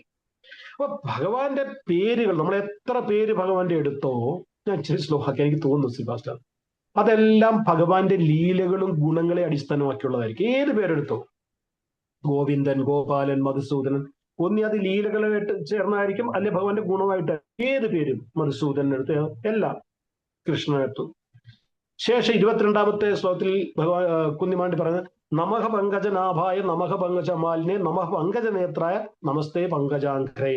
മൊത്തം താമര ഇതളിനെ, താമരപ്പൂവിനെ കുറിച്ചാണ് ഭഗവാൻ ഉപയോഗിച്ചിരിക്കുന്നത്. നമഃ പങ്കജനാഭായ, ഹേ കൃഷ്ണ, അങ്ങയുടെ നാഭി താമരയ്ക്ക് തുല്യമാണ്. എന്തുകൊണ്ടാണ് ഭഗവാൻ പങ്കജനാഭനും പങ്കജമാലിനും മാലയും പങ്കജനേത്രം, ഭഗവാന്റെ തൃപ്പാദങ്ങൾ മുതൽ കണ്ണുവരെ എല്ലാം താമര ഇതുകൊണ്ട് എന്താണ് വിഭജിക്കുന്നത്? താമരയുടെ മഹാത്മ്യം കൊണ്ടല്ല, ഈ ഭൗതിക ലോകത്തിൽ വർണ്ണിക്കാൻ വേറെ ഒന്നും ഇല്ലാത്തത് കൊണ്ടാണ്. ഭഗവാന്റെ കണ്ണുകളൊക്കെ അതിനേക്കാൾ ഒരുപാട് സുന്ദരമാണ്, ഭഗവാന്റെ കവിളുകൾ അതിനേക്കാൾ സുന്ദരമാണ്, ഭഗവാന്റെ തൃപ്പാദങ്ങൾ ഒരുപാട് സുന്ദരമാണ്. പക്ഷെ നമ്മുടെ ഈ ഭൗതിക ലോകത്ത് വേറെ ഒന്നും ഇല്ല പറയാൻ. അതുകൊണ്ടാണ് നമ്മൾ താമരപ്പൂവിനോട് ഭഗവാന്റെ നേത്രങ്ങളെയും ഭഗവാന്റെ ശരീരത്തെ ഉപയോഗിച്ചിരിക്കുന്നത്. ഭഗവാന്റെ മുഴുവൻ ശരീരത്തെ ആചാര്യന്മാർ താമരപ്പൂവിനോട് ഉപയോഗിച്ചിരിക്കുന്നത്. അതിന്റെ അർത്ഥം ഭഗവാന്റെ ശരീരം, ഭഗവാന്റെ സൗന്ദര്യം താമരപ്പൂവിന്റെ അത്രയും മാത്രമേ ഉള്ളൂ എന്നല്ല, വേറെ നിവൃത്തിയില്ലാത്തതുകൊണ്ട്, വേറെ വർണ്ണിക്കാൻ യാതൊന്നും ഇല്ലാത്തത് കൊണ്ട്. അപ്പൊ അങ്ങയുടെ നാഭി നമക പങ്കജ നാഭായ, അങ്ങയുടെ നാഭി താമരപ്പൂവിനെ പോലെ മനോഹരമാണ്. മാത്രമല്ല നമക പങ്കജമാലിനെ, അങ്ങ് ധരിച്ചിരിക്കുന്നതും താമര പൂ കൊണ്ടുള്ള മാലയാണ്. പിന്നെയോ നമക പങ്കജ നേത്രായ, അങ്ങയുടെ കണ്ണുകൾ വളരെ മനോഹരമായ ഒരു താമര ഇതള് പോലെയാണ്, സുന്ദരമാണ്. പിന്നെ കുന്തിമാണി പറയുന്നത് നമസ്തേ പങ്കജാഗ്രേ, അങ്ങയുടെ തൃപ്പാദങ്ങളോ അത് താമര ഇതൾ പോലെ മനോഹരവും സോഫ്റ്റ് മൃദുലമായതുമാണ്. ഇവിടെ കുന്തി മഹാറാണി ഭഗവാന്റെ തൊട്ട് മുന്നിൽ നിന്നാണ് പ്രാർത്ഥിക്കുന്നത്, എവിടെയും വായിച്ചു കേട്ടതല്ല. ഭഗവാന്റെ സൗന്ദര്യം കണ്ടിട്ട് ഭഗവാന്റെ ഗുണലീലകളെ ആചാര്യന്മാർ വളരെ മനോഹരമായി വർണ്ണിച്ചത് പഠിച്ചത് മാത്രമല്ല, സ്വന്തം കണ്ണുകൊണ്ട് കണ്ടിട്ടാണ് പ്രാർത്ഥിക്കുന്നത്. ഭഗവാന്റെ സൗന്ദര്യത്തെ ഒരുപാട് ഭഗവാന്റെ കുറിച്ച് ഇങ്ങനെ പറഞ്ഞിട്ടുണ്ട്. രാജ കുലശേഖര ആൽവർ മുകുന്ദമാല സ്തോത്രം എനിക്ക് ഒരുപാട് ഇഷ്ടമുള്ള ഒരു സ്തോത്രമാണ്. അതിന്റെ 30ാമത്തെ ശ്ലോകത്തിൽ പറയുന്നുണ്ട്, ഭക്താപായ ഭുജംഗാരൂഢമണി ത്രൈലോക്യ രക്ഷാമണി ഗോപീലോചന ചാതക അമൃതമണി സൗന്ദര്യമുദ്രാമണി കാന്താമണി രുക്മിണി കനകുജ ദ്വന്ദ് ഏകഭൂഷാമണി ശ്രേയോ ദേവ ശിഖാമണി ദിശതനോ ഗോപാല ചൂടാമണി. ശ്ലോകം ആരംഭിക്കുന്നത് ഭക്താപായ ഭുജംഗ ഗാരൂഢമണി. ഭക്തർക്ക് അപായം വരുമ്പോൾ, അപകടം വരുമ്പോൾ, എങ്ങനെ അപകടം വരുന്ന ഭുജംഗം എന്ന സർപ്പം, അതായത് അപായമാകുന്ന സർപ്പം വരുമ്പോൾ ഭുജംഗ ഗാരൂഢമണി, ഭഗവാൻ ഗരുഡൻ എപ്രകാരം ഒരു സർപ്പത്തിനെ ഇല്ലാതാക്കുന്നു, അതേപോലെ മണി എന്ന് പറഞ്ഞ ഇവിടെ രത്നം, ഭഗവാൻ ഒരു രത്നമായിട്ട് ഉപയോഗിച്ചിരിക്കുകയാണ്. എങ്ങനെയുള്ള രത്നമാണ്? ഭുജംഗമണി, ഭുജംഗ ഗാരൂഢമണി. അതായത് ഭഗവാനാകുന്ന രത്നം എപ്രകാരം ഒരു ഗരുഡനെ സർപ്പത്തിനെ ഗരുഡൻ ഇല്ലാതാക്കുന്നു, അതേപോലെ ഭക്തരുടെ അപായങ്ങൾ അപകടങ്ങള് ഭഗവാൻ ഇല്ലാതാകും. ത്രൈലോക്യ രക്ഷാമണി, 3 ലോകങ്ങളെ രക്ഷിക്കുന്ന രത്നമാണ് ഭഗവാൻ. ഗോപീലോചന ചാതകാംബുകമണി, ഗോപീലോചന ചാതക അമ്പുതമണി. ഗോപീലോചന എന്ന് പറഞ്ഞു കഴിഞ്ഞാൽ ഗോപികളുടെ കണ്ണുകൾ. ചാത്തക പക്ഷി എപ്രകാരം കാർമേഘങ്ങളെ, പുതിയ കാർമേഘങ്ങൾ മഴ വരാറാകുമ്പോൾ ചാത്തക പക്ഷിയുടെ ഗുണം എന്തുവാ? അത് പുതിയ കാർമേഘങ്ങളുടെ വെള്ളം മാത്രമേ കുടിക്കുകയുള്ളൂ, നദിയിലോ കുളത്തിലോ കടലിലോ പോയി വെള്ളം കുടിക്കില്ല. അപ്പൊ അത് ഇങ്ങനെ നോക്കിയിരിക്കുക, എന്നാണ് മഴ പെയ്യുന്നത്, എന്താണ് പെയ്യുന്നത്, എപ്പോഴാണ് പെയ്യുന്നത്, എപ്പോഴാണ് വെള്ളം കുടിക്കാതിരിക്കണം. ഒരു വർഷത്തിൽ ഒരു പ്രാവശ്യമായിരിക്കും കുടിക്കുന്നത്. എപ്രകാരം ചാത്തക പക്ഷി അക്ഷമരായിട്ട് പുതിയ കാർമേഘങ്ങളെ നോക്കിയിരിക്കുന്നു, അതേപോലെ ഗോപികമാർ ഭഗവാന്റെ ഒരു ദർശനത്തിന് വേണ്ടി നോക്കിയിരിക്കുന്നു. അതാണ് രാജകുലശേഖർ പറയുന്നത്. ഗോപീലോചന ചാതകാംബുതമണി, ഗോപിമാരുടെ കണ്ണുകൾക്ക് ചാതക പക്ഷികൾ എപ്രകാരം മേഘം കാണുമ്പോൾ ആനന്ദിക്കുന്നു, അപ്പൊ നോക്കിയിരുന്ന് ഇങ്ങനെ ദിവസങ്ങളോളം മാസങ്ങളോളം നോക്കിയിരുന്നിട്ട് ആദ്യത്തെ മഴ പെയ്യുമ്പോൾ അവർക്കുണ്ടാകുന്ന ആനന്ദമില്ലേ, ആ ആനന്ദം പോലെയാണ് ഗോപികമാരുടെ കണ്ണുകൾക്ക് ഭഗവാന്റെ ദർശനം ആനന്ദം പകരുന്നത്. സൗന്ദര്യമുദ്രാമണി, അതായത് സൗന്ദര്യത്തിന്റെ പരമമായ അടയാളവും സാക്ഷാത്കാരമാണ് ഭഗവാൻ. മണി എന്ന് പറഞ്ഞാൽ രത്നം. കാന്താമണി രുക്മിണി കനകുജ ദ്വന്ദ്വൈക ഭൂഷാമണി, രുക്മിണി ദേവിയുടെ മനോഹരം വക്ഷോജയത്തിന് ഏക അലങ്കാരമായ രത്നം പോലെയുള്ളവൻ. ശ്രേയോ ദേവശിഖാമണി, എത്രയെല്ലാം ദേവന്മാരുണ്ടോ അവരുടെ എല്ലാം പരമമംഗളത്തിന് കാരണഭൂതനായ യശസ് കൊടുക്കുന്ന രത്നമായവൻ. ദിശതുനോ ഗോപാല ചൂടാമണി, ഗോപന്മാരില് അവരുടെ കിരീടമാണ്. ശ്രീകൃഷ്ണൻ തങ്ങൾക്ക് ശ്രേയസ്സും മംഗളവും അനുഗ്രഹിക്കട്ടെ എന്ന് പ്രാർത്ഥിക്കുന്നു. അങ്ങനെ ഗോപന്മാരുടെ ശിഖയില് വെച്ചിരിക്കുന്ന രത്നമാണ് ഭഗവാൻ. ഈ ശ്ലോകത്തിന്റെ ചുരുക്കം ഒരു ഭാവം പറഞ്ഞു കഴിഞ്ഞാല്, ഭക്തരെ ആപത്തുകളിൽ നിന്ന് രക്ഷിക്കുവാനും 3 ലോകങ്ങളുടെ സംരക്ഷകനും ഗോപിമാരുടെ കണ്ണുകൾക്ക് ആനന്ദം പകർന്നവനും സൗന്ദര്യത്തിന്റെ പരമരൂപവും രുക്മിണി ദേവിയുടെ അലങ്കാരവും ദേവന്മാരുടെ ശിരോമണിയും ഗോപാലന്മാരുടെ കിരീടവുമായ ശ്രീകൃഷ്ണൻ ഞങ്ങൾക്ക് ശ്രേയസ് നൽകട്ടെ. ശേഷം കുഞ്ഞിമാൻ പ്രാർത്ഥിക്കുന്നതാണ്. യഥാ കൃഷികേശ കലേന ദേവകി കംസേന രുതാതി ചിരം സുചാർപ്പിത വിമോചിതാഹം ച സഹാത്മജോ വിഭോ തയ്യേവ നാഥേന മുഹുർവിപദ്ഗണാത്. കുന്തി മഹാറാണി പറയുന്നത്, യഥാ ഹൃഷികേശ കലേന ദേവകി കംസേന രുതാതി ചിരം സുചാർപ്പിത. ഹൃഷികേശൻ എന്ന് പറഞ്ഞു കഴിഞ്ഞാൽ ഇന്ദ്രിയുടെ നാഥൻ. ഹേ കൃഷ്ണ, കലേൻ എന്ന് പറഞ്ഞ വില്ലൻ. ദേവകിയുടെ ജീവിതത്തിൽ ഏറ്റവും വില്ലനായിട്ട് വന്ന ആരാണ്? കംസൻ. അപ്പൊ ഇവിടെ എന്തുകൊണ്ടാണ് കുന്തി മഹാറാണി ഇപ്പോൾ ദേവകിയും കംസനെയും സ്മരിക്കുന്നത്? അവരുമായിട്ട് യാതൊരു ബന്ധവുമില്ല. ഭഗവാൻ ദ്വാരയിലിട്ട് പോകാൻ ഒരുങ്ങി രഥത്തിൽ കയറി നിൽക്കുകയാണ്. അപ്പൊ ഈ സമയത്ത് ഈ പ്രാർത്ഥനയിൽ ദേവകിയും കംസനെയും ഓർക്കാനുള്ള കാരണം എന്ന് പറഞ്ഞു കഴിഞ്ഞാല്, ദേവകിയുടെ ഗർഭത്തിൽ പിറന്ന നിർദോഷികളായ 6 കുട്ടികളെ അവരുടെ കൺമുന്നിൽ വെച്ചിട്ട് വളരെ ക്രൂരമായിട്ട് നിർദാക്ഷിണ്യമായിട്ട് കംസൻ വധിച്ചു. എന്നിട്ടും ഭഗവാൻ അവരെ രക്ഷിക്കാൻ തുനിഞ്ഞില്ല. പിന്നീട് ഭഗവാന് ദ്വാരകയിൽ വെച്ച് അവരെ കൊണ്ടുവന്ന് ദേവകി മാതയുടെ മുമ്പിൽ കൊടുത്തു, അത് വേറെ കാര്യം. പക്ഷെ ഈ സമയത്ത് സ്വന്തം മാതാപിതാക്കളുടെ മുമ്പിൽ വെച്ച് അവർക്ക് ജനിച്ച 6 കുട്ടികളെ അവരുടെ കൺമുന്നിൽ വെച്ച് അടിച്ചു കൊന്നിട്ടും ഭഗവാൻ രക്ഷിക്കാനായിട്ട് വന്നില്ല. എന്നാൽ കുന്തി മഹാറാണിയുടെ മക്കളെ ഇവരെ 5 പേരെയും എല്ലാ ആപത്തിൽ നിന്നും ഭഗവാൻ രക്ഷിച്ചു. ഓരോ ആപത്തിനെ കുറിച്ച് കുന്തിമഹാറാണി പറയുന്നുണ്ട്, അത് അന്നേരം ചർച്ച ചെയ്യാം. അപ്പൊ കുന്തി മഹാറാണി എന്താണ് പറയുന്നത് ഇൻഡയറക്ട്ലി? ഞാൻ ദേവകിയെക്കാളും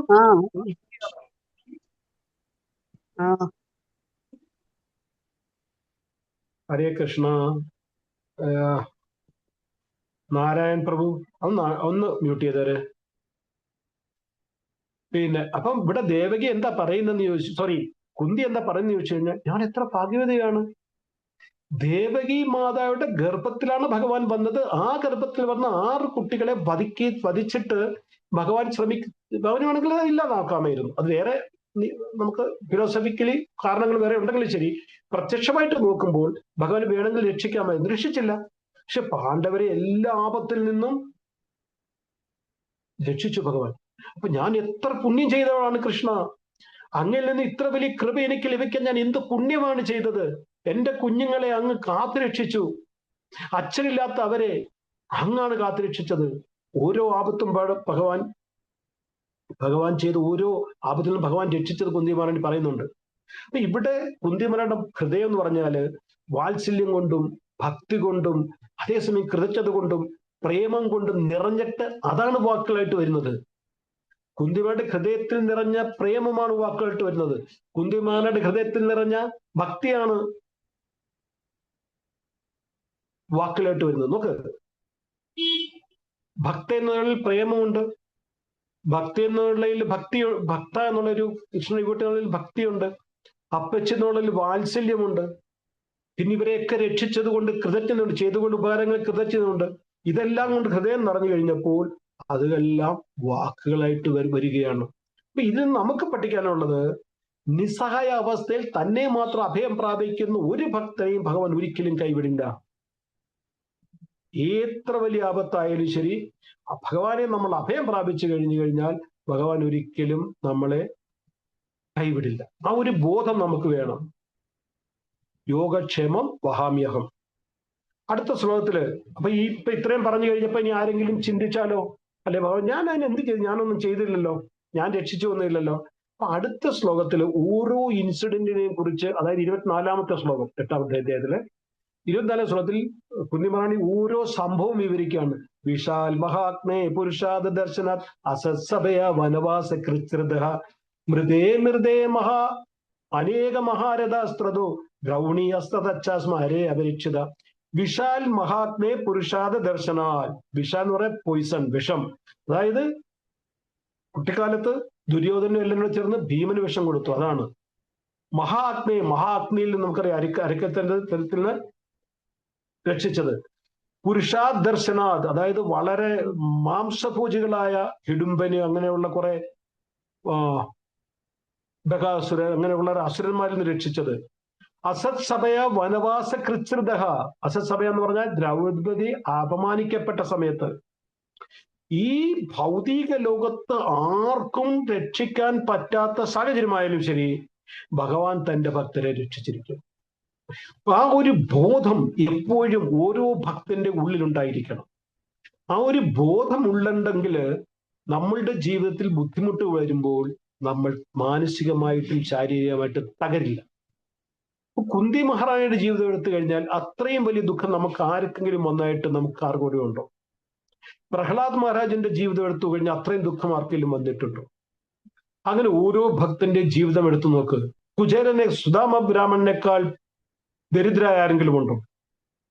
ബലി മഹാരാജാവിനെ പോലെ എല്ലാം എടുത്തിട്ട് എല്ലാം അപഹരിക്കുക ഒറ്റ ദിവസം കൊണ്ട്. അങ്ങനെ ആരെങ്കിലും ഉണ്ടോ? പക്ഷെ ഇവരൊക്കെ എന്തുകൊണ്ടാണ് പിന്നെ വാഴ്ത്തപ്പെട്ടത്? ഇവരുടെയൊക്കെ പേരുകൾ ശ്രീമദ് ഭാഗവത്തിന്റെ താളുകളിൽ ഇടം പിടിച്ചത് എന്തുകൊണ്ടാണ്? ഈ ഘട്ടങ്ങളിലൊന്നും അവർ ഭഗവാന്റെ പാദാശ്രയങ്ങൾ വിട്ടില്ല. ആ പാതാരവിന്ദങ്ങളിൽ അഭയം പ്രാപിച്ച് അവരെ ഭഗവാൻ രക്ഷിക്കുമെന്നുള്ള ബോധം അവർക്കുണ്ടായിരുന്നു. അപ്പൊ ഈ ഭൗതിക ലോകത്തെ രക്ഷിക്കാൻ പറ്റിയ എന്ത് സാഹചര്യമായാലും ഭഗവാൻ തന്റെ ഭക്തരെ രക്ഷിച്ചിരിക്കും. ആ ബോധം എപ്പോഴും ഓരോ ഭക്തന്റെ ഉള്ളിൽ ഉണ്ടായിരിക്കണം. അതിന്റെ ഏറ്റവും വലിയ ഉദാഹരണമാണ് ദ്രൗപദിയെ അപമാനത്തിൽ നിന്ന് രക്ഷിച്ചത്. ആർക്ക് രക്ഷിക്കാൻ കഴിയുക ദ്രൗപദിയെ? ഭീഷ്മരും ദ്രോണാചാര്യരും ദുര്യോധനും കർണനും ശകുനിയും ദുശാസനനും ഇരിക്കുന്ന സഭയിൽ പോയിട്ട് ദ്രൗപദിയെ രക്ഷിക്കാൻ ഈ ലോകത്തിൽ ഒരു ശക്തിക്കും കഴിയത്തില്ലായിരുന്നു. പാണ്ഡവര് മാറി, അവര് വേറെ നിയമങ്ങൾ ബാധിച്ചു മാറി, ഇല്ലെങ്കിൽ അവർക്ക് പറ്റുമായിരുന്നു. അല്ലാതെ ആർക്ക് പറ്റുമായിരുന്നു? ഭഗവാന് കഴിയും. വനവാസ കൃത്രിത, വനവാസ സമയത്ത് അജ്ഞാത സമയത്തും ഭഗവാൻ പല വിധത്തിലും രക്ഷിച്ചു. നമുക്ക് രണ്ട് പ്രധാനപ്പെട്ട ഉദാഹരണം. ഒന്ന് ദുർവാസ മുനിയുടെ, അതിലോട്ട് ഞാൻ കൂടുതൽ പോകുന്നില്ല, കാര്യം നിങ്ങൾക്കല്ലാതെ. ദുർവാസ മുനി 60,000 ശിഷ്യന്മാരുമായിട്ട് ദുര്യോധനൻ പറഞ്ഞയച്ചു. അവർക്കും കാണാൻ ആഗ്രഹമുണ്ട്, അങ്ങോട്ട് ചെല്ലണം. കാര്യം ദുർവാസ മുനി അവിടെ ചെല്ലുമ്പോൾ അവർക്ക് കൊടുക്കാൻ ഇവരുടെ കയ്യിൽ ഒന്നുമില്ലെങ്കിൽ ദുർവാസ മുനി ശപിക്കുമെന്നുള്ളൊരു ആഗ്രഹം കൊണ്ടായിരുന്നു വിട്ടത്. പക്ഷെ അവിടെ ദ്രൗപദിയുടെ അക്ഷയപാത്രത്തിൽ നിന്നും ഒരന്നം ഭക്ഷിച്ചിട്ട് ഭഗവാൻ അവരെ രക്ഷിച്ചു. രണ്ടാമത് യുധിഷ്ഠിര മഹാരാജാവിനെ പരീക്ഷിച്ചത്. ധർമ്മരാജാവ് യക്ഷന്റെ രൂപത്തിൽ വന്നിട്ട്, അതായത് ഒരു പ്രാവശ്യം വെള്ളം എടുക്കാനായിട്ട്, വെള്ളം കുടിക്കാൻ വേണ്ടി ഭീമൻ പോയി കുറെ കഴിഞ്ഞിട്ടും ഭീമനെ കണ്ടില്ല. ഭീമനെ തിരക്കി അർജുനൻ പോയി. അർജുനനെ പോയിട്ടും കണ്ടില്ല. അപ്പൊ യുധിഷ്ഠിരമാർക്ക് ഭയമായി. പിന്നെ നകുലനും പോയി, സഹോദരനും ആരെയും കണ്ടില്ലപ്പോൾ, കാണാതെ പോയിരുന്നപ്പോൾ യുധിഷ്ഠിര മഹാരാജ് തന്നെ പോവുകയാണ്. അപ്പൊ ഒരു തടാകത്തിന്റെ ഇടയിൽ ഇവർ 4 പേരും ബോധമില്ലാതെ മൂർച്ഛിച്ച് കിടക്കുകയാണ്. അദ്ദേഹം അങ്ങോട്ട് ഇറങ്ങിയപ്പോൾ ഒരു ശബ്ദം കേട്ടു. നോക്കിയപ്പോൾ അത് യക്ഷനാണ്. യക്ഷൻ പറഞ്ഞു, നിങ്ങൾക്ക് ഇതിനകത്ത് ഇറങ്ങണമെന്നുണ്ടെങ്കിൽ ഞാൻ ചോദിക്കുന്ന ചോദ്യങ്ങൾക്കെല്ലാം ഉത്തരം പറയണം. ഉത്തരം പറഞ്ഞു കഴിഞ്ഞാൽ നിങ്ങൾക്ക് വെള്ളം കുടിക്കാം, ഇല്ലെങ്കിൽ നിങ്ങളെ ഞാൻ കൊല്ലും, വധിക്കും. ഈ 4 പേരും ഞാൻ വധിച്ചവരാണ്. യുധിഷ്ഠിരന്മാര് കൈ തൊഴുന്നുകൊണ്ട് പറഞ്ഞു, അങ്ങ് ഒരു മഹാനാണെന്ന് എനിക്കറിയാം, ആരായാലും ചോദിക്കൂ, ഞാൻ മറുപടി പറയാൻ ശ്രമിക്കാം. 101 ചോദ്യങ്ങളാണ്, 100 ചോദ്യങ്ങളാണ് ചോദിച്ചത്. അതെല്ലാം നമുക്കിപ്പോൾ ചർച്ച ചെയ്യാൻ പറ്റില്ല. അതിനകത്ത് ഞാൻ 3, 4, 5, 6 വളരെ ഇമ്പോർട്ടൻ്റ് ആയിട്ടുള്ള ചോദ്യങ്ങൾ സെലക്ട് ചെയ്തു. യക്ഷൻ ചോദിക്കുന്നത്, ഭൂമിയേക്കാൾ ഭാരമുള്ളത് ആരാണ്, എന്താണ്? യുധിഷ്ഠിരന്മാരുടെ പറയുന്നത് അമ്മ. എന്തുകൊണ്ടാണ് ഭൂമിയേക്കാൾ ഭാരം എന്ന് പറഞ്ഞത്? ഭൂമി സഹിക്കുന്ന ഈ ഭാരം, എന്തെല്ലാം ഭൂമി സഹിക്കുന്നു, അത്രയും ഭാരം അമ്മയും സഹിക്കുന്നു. ഒരു മാതാവിന്റെ വേദന, ഒരു മാതാവിന്റെ ത്യാഗം, അത് ആർക്കും മനസ്സിലായില്ല. ഞാൻ ചിലപ്പോഴൊക്കെ ഈ വളരെ നേരത്തെ എണ്ണിക്കുന്ന സമയത്ത്, ഈ ഹാർട്ട് പ്രോബ്ലം വരുമ്പോൾ വളരെ നേരത്തെ എണ്ണിച്ച് ഞാൻ പൂ പറിക്കും, ആ ഏരിയയിൽ പൂ പറിക്കുമ്പം 2-2:30 സമയത്തൊക്കെ കൊച്ചു കുഞ്ഞുങ്ങൾ കരയെന്ന് കേൾക്കുമ്പോൾ ഞാനിത് ഓർക്കുമായിരുന്നു. അപ്പൊ ആ വീട്ടിലുള്ളവരെല്ലാം ഉറങ്ങുവാണ്, അച്ഛനും ഉറങ്ങുവാണ്, അപ്പൂപ്പനും അമ്മമ്മയും എല്ലാവരും ഉറങ്ങുമായിരിക്കും. പക്ഷെ അമ്മയ്ക്ക് ഉറങ്ങാൻ പറ്റില്ല. അമ്മ എണീറ്റ് നോക്കും, ആ കുഞ്ഞ് എന്തുകൊണ്ടാണ് കരയുന്നത്. വിശന്നിട്ടാണെങ്കിൽ മുല കൊടുക്കും, ഇനിയും മൂത്രമൊഴിച്ച മലമൂത്ര വിസർജനം അതെല്ലാം വൃത്തിയാക്കി കിടക്കുമ്പോൾ പിന്നെ അമ്മയ്ക്ക് ഉറങ്ങാൻ പറ്റില്ല. ഒന്നുറങ്ങിയവരും വീണ്ടും കരയും. ഇതൊരു ഉദാഹരണം മാത്രം. അങ്ങനെ എന്തെല്ലാം ത്യാഗങ്ങളാണ് അമ്മ സഹിക്കുന്നത്. അതുകൊണ്ടാണ് ഭൂമിയേക്കാൾ ഭാരമുള്ളത് എന്താണെന്ന് ചോദിച്ചപ്പോൾ അമ്മയെന്ന് പറഞ്ഞത്. പിന്നെ ചോദിക്കുന്ന, ആകാശത്തെക്കാൾ ഉയർന്ന ആരാണ്? അത് അച്ഛനാണ്. കാരണം അച്ഛൻ ഒരിക്കലും, ഒരച്ഛനായി കഴിഞ്ഞു കഴിഞ്ഞാൽ വ്യക്തി ഒരിക്കലും സ്വന്തം സുഖത്തെ നോക്കില്ല, മക്കളുടെ കുടുംബത്തിന് വേണ്ടി മാത്രമാണ് ജീവിക്കുന്നത്. കാറ്റിനേക്കാൾ വേഗമുള്ളത് എന്താണ്? മനസ്സ്. പുല്ലിനേക്കാൾ കൂടുതൽ വളരുന്നത് എന്താണ്? മനുഷ്യന്റെ ചിന്തകളും ആഗ്രഹങ്ങളും. യാത്ര ചെയ്യുന്ന മനുഷ്യന്റെ സുഹൃത്താരാണ്? വിദ്യ. വീട്ടിൽ കഴിയുന്ന സുഹൃത്താരാണ്? ഭാര്യ. മരണസമയത്ത് മനുഷ്യന്റെ സുഹൃത്താരാണ്? ധർമ്മം. മനുഷ്യന്റെ ഏറ്റവും വലിയ സമ്പത്ത് എന്താണ്? വിദ്യ. മനുഷ്യന്റെ ഏറ്റവും വലിയ ശത്രു ആരാണ്? ക്രോധം. എന്തുകൊണ്ടാണ് ക്രോധം നമ്മുടെ ഏറ്റവും വലിയ ശത്രുവാണ്? ഇതിന് ഭഗവാൻ 2-ാമത്തെ അധ്യായത്തിൽ 63-ാമത്തെ ശ്ലോകത്തിൽ പറഞ്ഞിട്ടുണ്ട്, ക്രോധാത് ഭവതി സമോഹാത് വിസ്മൃതി വിഭ്രമ സ്മൃതി വിഭ്രംശാത് ബുദ്ധിനാശോ പ്രണശ്യതി. ഒരാൾക്ക് ക്രോധം വന്നു കഴിയുമ്പോൾ മോഹമുണ്ടാകും, സമോഹം എന്ന് പറഞ്ഞു കഴിഞ്ഞാൽ ഇല്യൂഷൻ, ബുദ്ധിഭ്രഷ്ടമായി പോകും. അതായത് ബുദ്ധിഭ്രഷ്ടമല്ല, കൺഫ്യൂഷൻ ആയി പോകും. മോഹത്തിൽ നിന്ന് സ്മരണയ്ക്ക് ഭ്രമം സംഭവിക്കുന്നു. അതായത് ക്രോധമുണ്ടായി, ക്രോധത്തിൽ നിന്ന് സമൂഹം ഉണ്ടായി, സംഭവത്തിൽ നിന്ന് സ്മരണ നശിക്കുന്നു, സ്മരണയിൽ നിന്ന് ബുദ്ധി നശിക്കുന്നു, ബുദ്ധി നശിച്ചാൽ മനുഷ്യൻ അധപ്പതിക്കുന്നു. തുടങ്ങിയത് എവിടുന്നാണ്? ക്രോധത്തിൽ. പിന്നെ ചോദിക്കുന്നതാണ് മനുഷ്യന് വിട്ടുപോകാത്ത എന്താണ്? കർമ്മഫലം. കർമ്മഫലത്തെക്കുറിച്ച് പഞ്ചതത്ര 2-ാമത്തെ അധ്യായത്തിൽ 130 ശ്ലോകത്തിൽ പറഞ്ഞിട്ടുണ്ട്. യഥാ ധേനു സഹസ്രാണം വത്സോ വിന്ദതി മാതരം തഥാപൂർവകൃതം കർമ്മ കർത്താരം അനുഗച്ഛതി.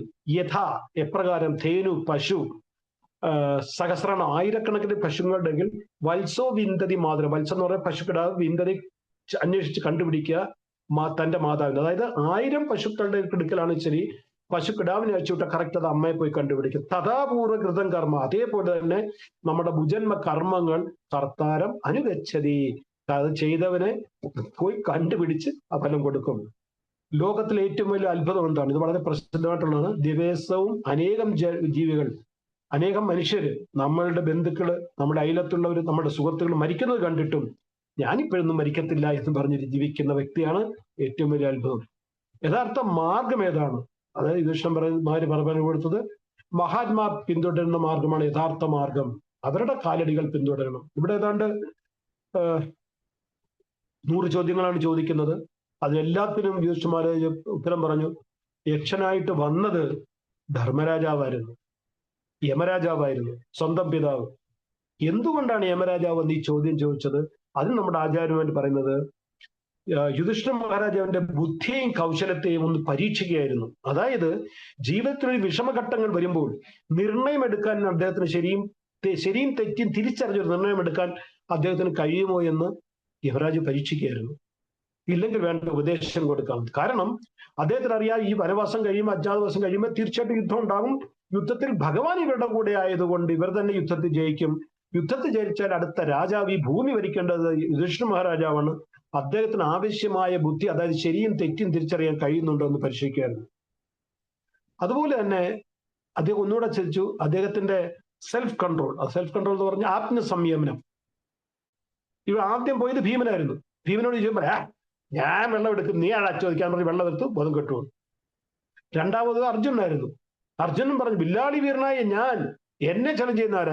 അപ്പൊ ആ ഭീമനും അർജുനും നകുലനും സഹദേവനും ഇല്ലാത്ത ആത്മസംയമനം യുധിഷ്ഠിര മഹാരാജനുണ്ടെന്ന് നമ്മളെ കാണിച്ചു തരികയായിരുന്നു.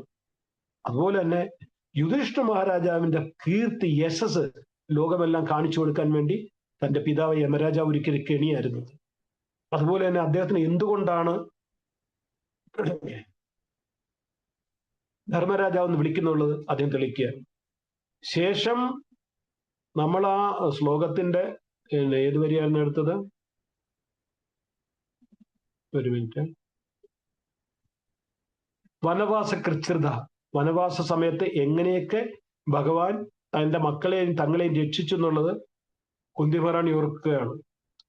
അപ്പൊ അതിനുശേഷം കുന്തിമഹാറാണി പറയുന്നത്, മൃതേ മൃതേ അനേക മഹാരഥ അസ്ത്രദോ ദ്രൗണി അസ്ത്രത ചാസ്മ ഹരേ അപരീക്ഷിത. മൃതേ മൃത എന്ന് പറഞ്ഞാൽ വീണ്ടും വീണ്ടും യുദ്ധത്തില് അനേകം മഹാരഥികളെ അനേകം ആളുകൾ അവരുടെ അസ്ത്രങ്ങളിൽ നിന്നും, ദ്രൗണി എന്ന് പറഞ്ഞാൽ ദ്രോണപുത്രന്റെ ബ്രഹ്മാസ്ത്രത്തിൽ നിന്നും, കൂടാതെ അതായത് മഹാരഥന്മാരുടെ അസ്ത്രത്തിൽ നിന്നല്ലാതെ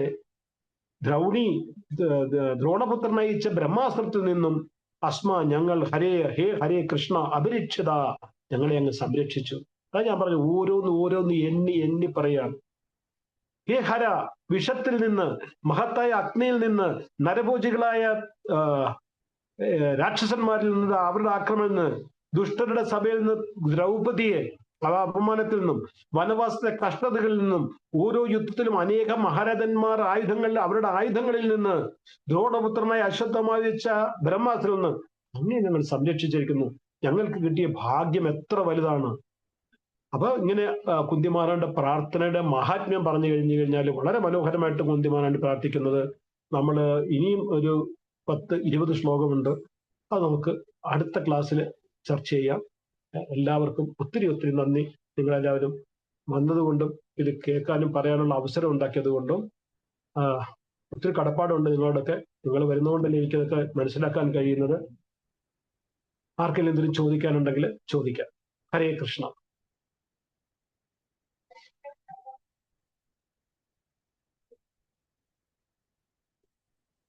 ഹരേ കൃഷ്ണ. ഹരേ കൃഷ്ണ. താങ്ക് യു പ്രഭു, നല്ല ക്ലാസ് ആയിരുന്നു. Hare Krishna. Thank you. Okay പ്രഭുജി, ആർക്കും ഒന്നും ചോദിക്കാല്ലേ? നമുക്ക് നിർത്തിക്കളയാം. നരോത്തം പ്രഭു. ഹരികൃഷ്ണ പ്രഭു നന്നായിട്ട് വിവരിച്ചു പറഞ്ഞിട്ടുണ്ട്. സംശയങ്ങള് വരാത്ത രീതിയിൽ തന്നെ എന്തെല്ലാം കാര്യങ്ങളാ പറഞ്ഞു തന്നെ. ശിവ ഹരേ കൃഷ്ണ. താങ്ക് യു പ്രഭു. നമുക്ക് നിർത്താം. ഹരേ കൃഷ്ണ കൃഷ്ണ കൃഷ്ണ ഹരേ ഹരേ, ഹരേ രാമ രാമ രാമ ഹരേ ഹരേ. ഒരു കാര്യം ചോദിക്കണമായിരുന്നു. അടുത്ത ക്ലാസ് നമ്മുടെ 24 24 എന്ന് പറഞ്ഞാൽ പൂരാടമാണ്. അന്ന് ആർക്കും ബുദ്ധിമുട്ടുണ്ടോ? ക്ലാസ് മാറ്റണോ? എന്തെങ്കിലും ഉണ്ടോ പറയാൻ? പൂരാടം, ഉത്രാടം, തിരുവോണം. പെണ്ണുങ്ങൾക്കൊക്കെ ജോലിയുള്ള ദിവസമായിരിക്കും. പൂരാടത്തിന് അത്ര പ്രശ്നം ഉണ്ടാവാൻ സാധ്യതയില്ല. ഹരേ മാതാജികൾ കൃഷ്ണ. എന്താ പറയുന്നത്? കുഴപ്പമില്ല പ്രഭു. ഹരേ കൃഷ്ണ. കേൾക്കാമല്ലോ? ഒരു മണിക്കൂറല്ലേ ഉള്ളൂ. എനിക്കും പ്രോബ്ലം ഒന്നുമില്ല. ശരി, ഹരേ കൃഷ്ണ. ഹരേ കൃഷ്ണ. ഹരേ കൃഷ്ണ.